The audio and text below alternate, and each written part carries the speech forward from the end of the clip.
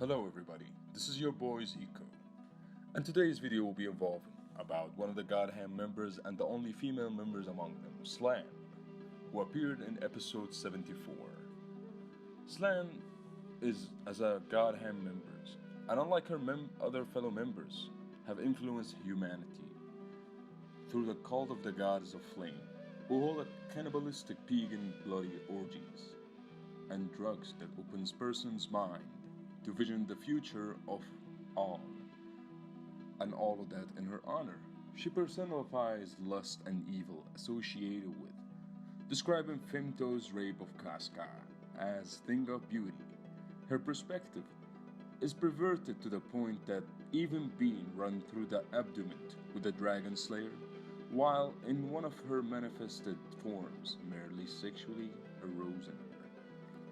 Her story and origin: Slan with her demonic look take on a wings and a vine snake or a snake tail like hair. Her wings are always with her, making them one of the most distinguishable features of her. She's strikingly similar to Medusa, one of the Greek tragedies, Greek myths. But there's actually a significant story that's pretty similar to how we could relate it to Slan, and it's more older than the story of Medusa. It's the story of the Libyan Queen Lamia. I won't be surprised if Kintaro revealed something similar to it, or used it as a reference.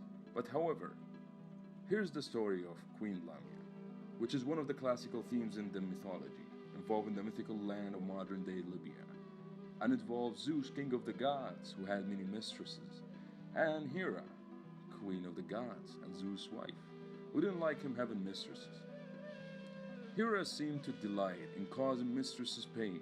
This is exactly what happened to Lamia, the daughter of Poseidon, the princess of the sea. Does that sound familiar to you? Slan being called the whore princess of the sea, much like Lamia with her affair with the king of gods Zeus. Another important thing: she became a demon-like, from becoming the queen of Libya to a demon-like devouring men and children because of her involvement with Zeus. In other words, there are many different versions of the stories, many different types, it depends. But the most significant one that I could relate to the Berserk universe is why Lamia turned into a monster like that she did, that never died.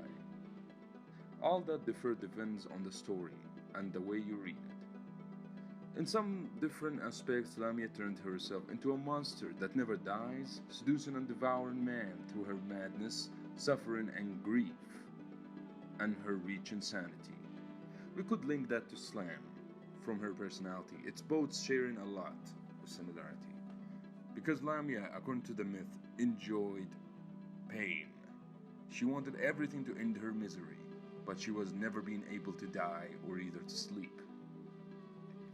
But from all that, we could theorize that Slan could have a life similar to Queen Lamia.